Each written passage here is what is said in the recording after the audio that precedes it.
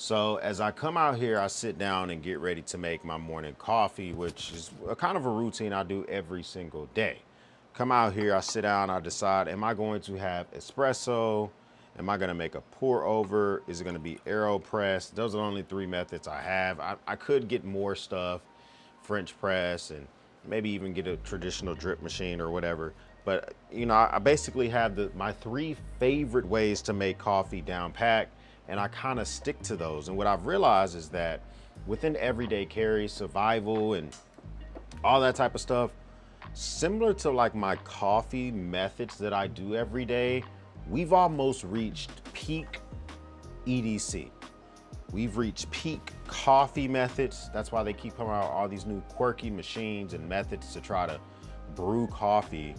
Because for the most part, we're at the pinnacle when it comes to being able to come up with a brand new idea to brew and make coffee.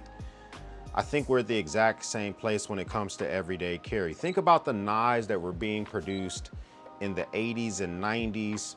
You know, there weren't that many big production knife makers. Benchmade was one of them. They were making balisongs, and then they slowly transitioned into the more like tactical bros type folders with the Benchmade Emersons and stuff like that. Benchmades you probably never even heard of, but they've transitioned over the years to stuff like the things that we have now with the fantastic knives the Benchmade's putting out with the bailout. I mean, they're completely overpriced, but great knives nonetheless with like the bailout. Then you think about, you know, this morning I was going through my emails for YouTube and I started realizing that these Chinese knife makers are pushing everyone else towards being as the best that they can be. Let me explain. So for a very long time, you know, we had a lot of made in America knives were kind of our choices when it came to everyday carry. You know, we had the likes of Cold Steel for years and years and years, and they started making stuff in China, but they were making some stuff in the States. We had stuff coming in from Benchmade, of course. Spyderco entered the game, Hogue, etc., etc.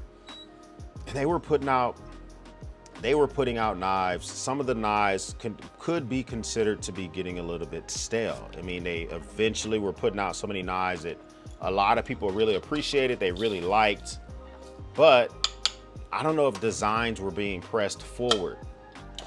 And then enter the Chinese companies, the Kubis, Kaisers, Bestex. Any of those companies that are overseas in China are able to produce a whole lot of knives in a relatively short amount of time, a lot of different knife designs, pushing forward the design technique. Of course, they have much lower wages. And what did that result in? That resulted in the market being flooded by more affordable knives that the quality continued to climb higher. I've said this before in my videos and I will say it again. Quality knows no geography. And now American made knife companies, EDC companies are starting to realize that. Well, they've already always known that, but that's why so many of them OEM their knives from overseas, because the quality that some of these companies are putting out when they get their stuff from China is absolutely crazy. But my point is, we have reached peak everyday carry. What small subtle changes can be made to anything that you use in EDC to make it be like, oh my gosh, this was revolutionary. We've been waiting for this. I'm talking about, think about everything. Your EDC pouch, your sling, the bag that you wear every day, the knife that you have in your pocket, the watch that's on your wrist, as long as it's not a smartwatch. Any of those items. Like, what changes can actually be made to those items that can make us think like, wow, the industry has been missing X, Y, or Z. I think that's when, you know, the change can only come from one place. The change literally can only come from one place to get us to the next level, to get us to the actual pinnacle, to the top of everyday carry at the next level.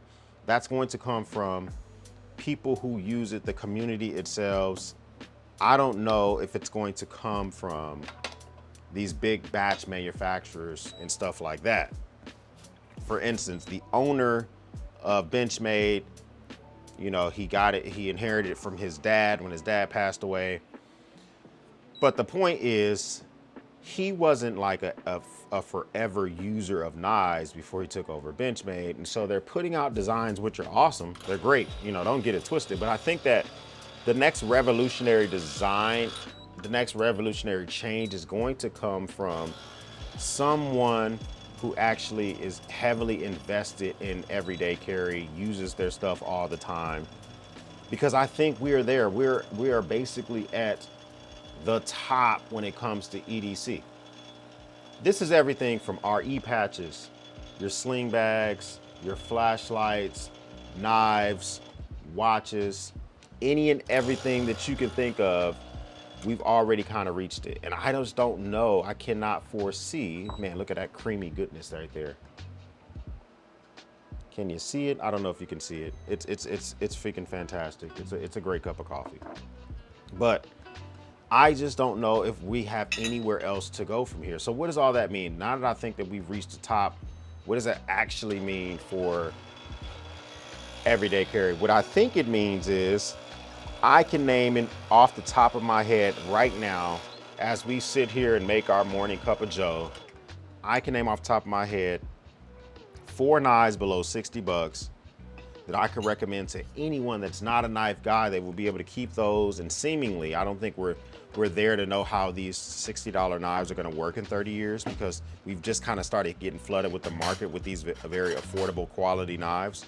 But I would be able to bet my bottom dollar that a lot of these knives that are coming out now for 49, 50 bucks that have relatively simple mechanisms like liner locks or button locks and a decent quality blade that can be sharpened relatively easy are going to be able to be passed down to kiddos. We're at that level when we have the quality to pass down stuff to our kids that initially only cost us 40 or 60 bucks.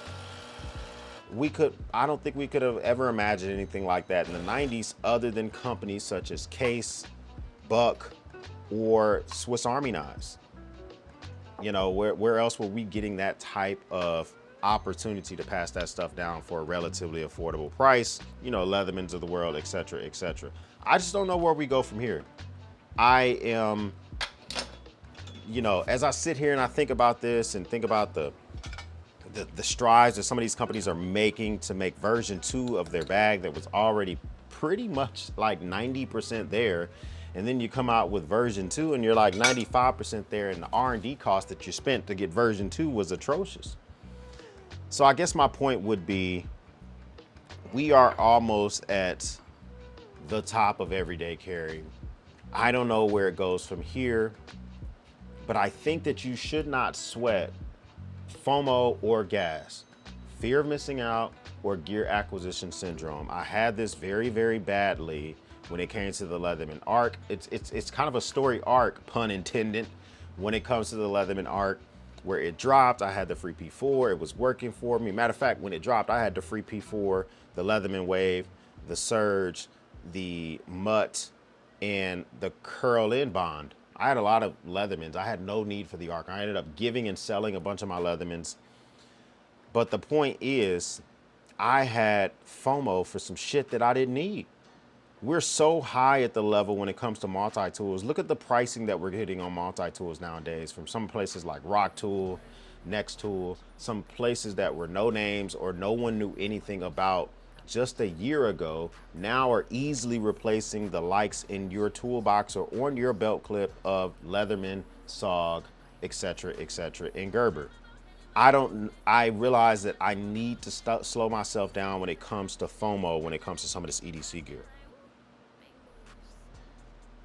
Because what I have now doesn't get used enough and or is completely sufficient. And I think you're in the same boat. Whether it's your camping gear, your survival gear, everyday carry stuff, accessories for your truck, things that have to do in your house. A lot of things within society, especially when it comes to gear, we are nearing very relatively few improvements that we could make. I don't want you to get gear acquisition syndrome and spend a whole bag when you're not going to get much added value. But maybe I'm wrong. Comment down below. Where's one area within gear, whether it's survival or EDC, where we're nowhere near the top and much innovation is needed? And it's, as that innovation happens, you're going to be the one to actually make the purchases. Where are those gaps? Because I don't see them. I touch a lot of freaking gear. I touch a lot of nut sacks, pause. And I realize the quality that we're getting. So it's going to be hard pressed to even think about something that could be used.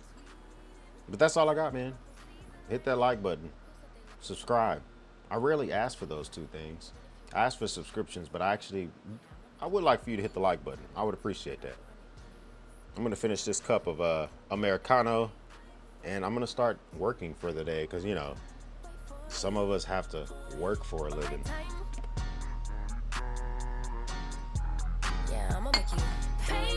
Yeah, that's peak coffee. Peak EDC, too. I'll holler at you. Order in the core. Me first, you sure. On my time, been off